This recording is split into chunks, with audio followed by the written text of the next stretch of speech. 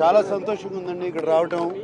Telangana rising అనే document వాళ్ళు తయారు చేసింది, దానికి నేను చదివాను కూడా. చాలా చాలా అద్భుతంగా ఉంది. ది విజన్ ముందుకు తీసుకెళ్లాలని సంకల్పం ఉంటే ఏదైనా సాధించవచ్చు. అండ్ ఇది ఫిల్మ్ ఇండస్ట్రీకి సంబంధించి కూడా ఇక్కడ ఒక ఫిల్మ్ హబ్ తయారు చేయాలని ఒక ఐడియా ఉంది. అండ్ దాంతో ఫిల్మ్ ఇండస్ట్రీతో కూడా చర్చిస్తున్నారు దాన్ని ఎలా తయారు చేయాలి. అండ్ ఒక international film hub, just not Indian film hub.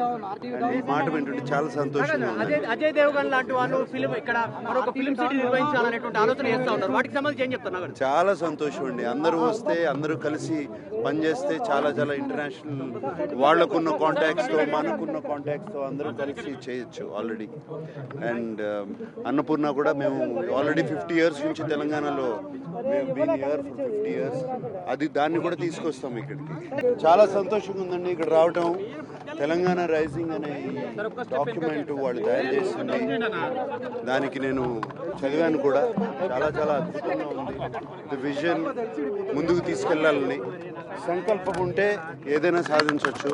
And ఇది ఫిల్మ్ ఇండస్ట్రీకి సంబంధించి కూడా ఇక్కడ ఒక ఫిల్మ్ హబ్ తయారు చేయాలని ఒక ఐడియా ఉంది.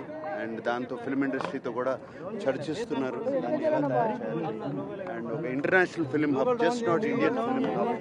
అండ్ ఈ మాట వింటుంటే చాలా సంతోషంగా ఉంది. అజయ్ దేవగన్ లాంటి వాళ్ళు ఫిల్మ్ ఇక్కడ మరొక ఫిల్మ్ సిటీ నిర్వహించాలనేటువంటి ఆలోచన చేస్తా ఉన్నారు. వాటికి సంబంధించి ఏం చెప్తున్నారు? చాలా సంతోషం అండి. అందరూ వస్తే, అందరూ కలిసి పనిచేస్తే చాలా చాలా ఇంటర్నేషనల్ వాళ్ళకున్న కాంటాక్ట్స్తో, మనకున్న కాంటాక్ట్స్తో అందరూ కలిసి చేయొచ్చు ఆల్రెడీ.